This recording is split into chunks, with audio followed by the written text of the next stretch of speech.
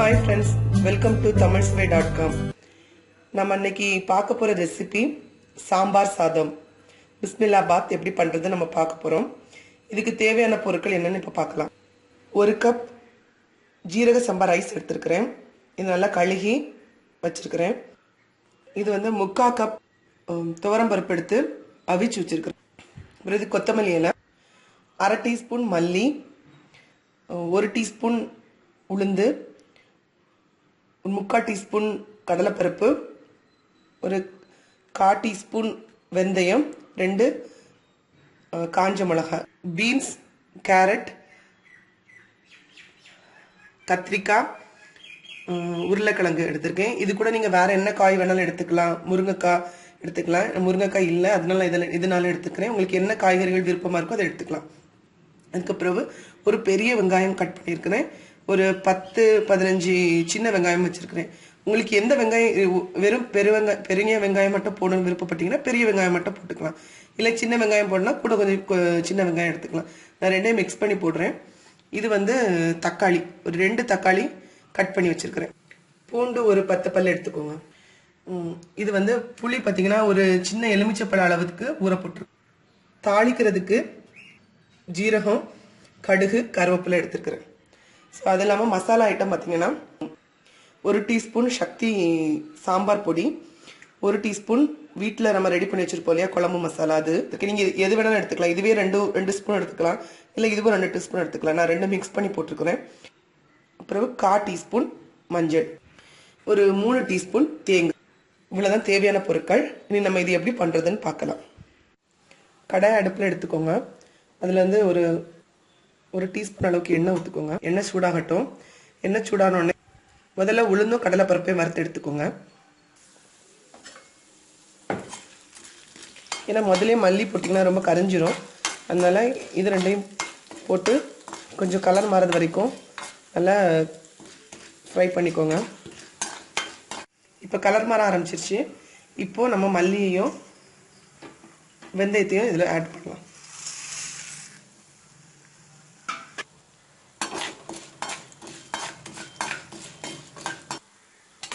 ரொம்ப கரிஞ்சிடவும் கூடாது, ரொம்ப கரியாமல் அப்படி கலர் மாறாமலே இருக்கக்கூடாது.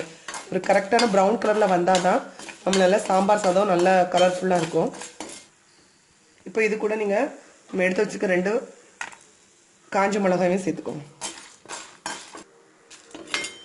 பார்த்தீங்கன்னா நல்லா ப்ரௌன் கலரில் ஆகிட்டுருக்கு.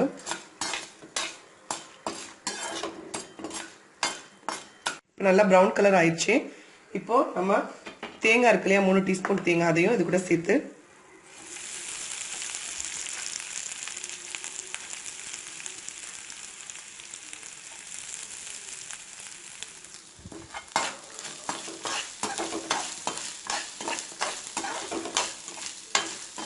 கொஞ்சம் அடுப்பு ஆஃப் பண்ணிடுங்க.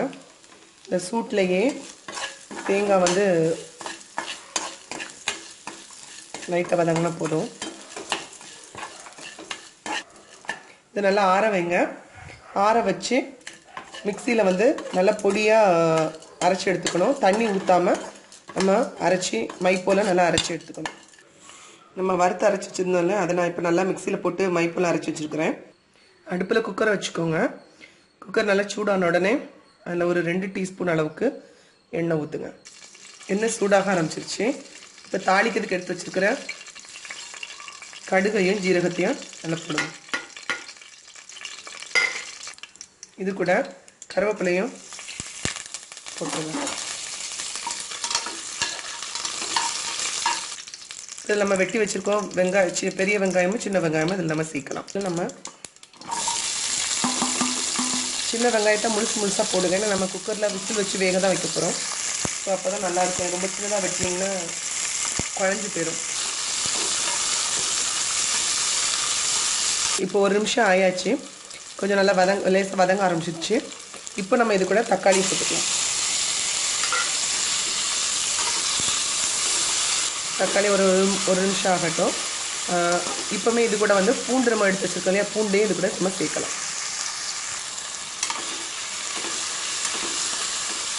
பூண்டு சேர்த்தாச்சு. இது நல்லா ஒரு நிமிஷத்துக்கு நல்லா வதக்கி விட்டுரும். இப்போ 1 நிமிஷம் ஆயாச்சு. தக்காளி வதங்க ஆரம்பிச்சிருச்சு. இப்போ நம்ம இது கூட நம்ம வெட்டி வச்சிருக்க வெஜிடபிள்ஸ் எல்லாத்தையும் சேர்க்கலாம்.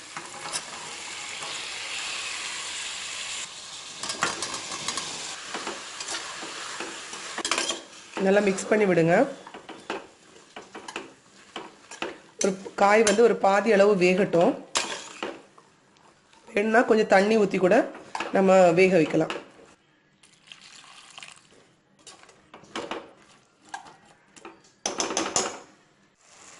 இப்போ காய் பாதி வெந்தாச்சு. இப்போ நம்ம இதில் ஒரு கிளாஸ் தண்ணி ஊற்றலாம்.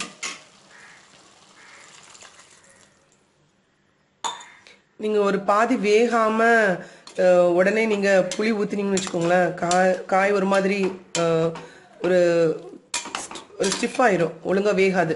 ஸோ அதனால் ஒரு பாதி வேக வச்சுட்டு அதுக்கப்புறம் நீங்கள் புளி ஊற்றி விசில் வச்சிங்கன்னா உங்களுக்கு கரெக்ட் பக்குவத்தில் கிடைக்கும். இப்போ நான் இதில் நம்ம புளி கரைசலை ஊற்றுறேன். இப்போ நம்ம இதில் எடுத்து வச்சிருக்க மசாலா ஐட்டம் இருக்கு இல்லையா, அதையே இதில் நல்லா மிக்ஸ் பண்ணலாம்.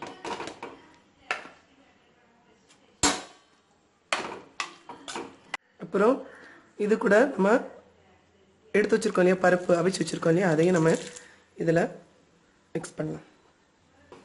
இனியும் நம்மளுக்கு தேவையான அளவுக்கு நம்ம தண்ணி இதில் ஊற்றிக்கணும். அதுக்கு முன்னாடி நம்ம அரைச்சி வச்சிருக்கோம் இல்லையா, வறுத்து அரைச்சி வச்சிருக்கக்கூடிய மசாலா இருக்கு இல்லையா, அதையும் நம்ம இதில் சேர்க்கலாம்.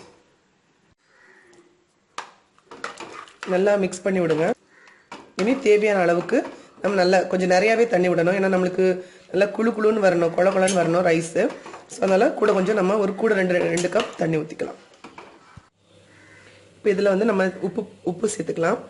உப்பு வந்து நீங்கள் எப்படி சேர்க்கணுன்னா, நல்லா உப்பு நல்லா நச்சின்னு இருக்க மாதிரி உப்பு சேர்த்துக்கோங்க. ஏன்னா கரெக்டாக இருக்கிற மாதிரி போட்டிங்கன்னா நம்ம ரைஸ் போட்டு அது வெந்து வரும் இல்லையா, அப்போ வந்து உப்பு கம்மியாக போயிடும்.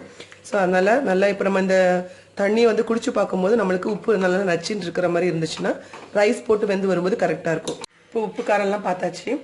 இப்போது நம்ம இது கூட ஒரு பிஞ்ச் காயப்பொடி மிக்ஸ் பண்ணிக்கோங்க.